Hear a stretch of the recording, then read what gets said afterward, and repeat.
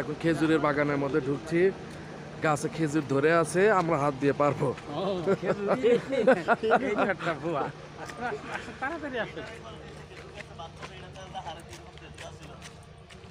এই যেগুলো খেজুরের এগুলো নিলে খেজুর গাছ হবে।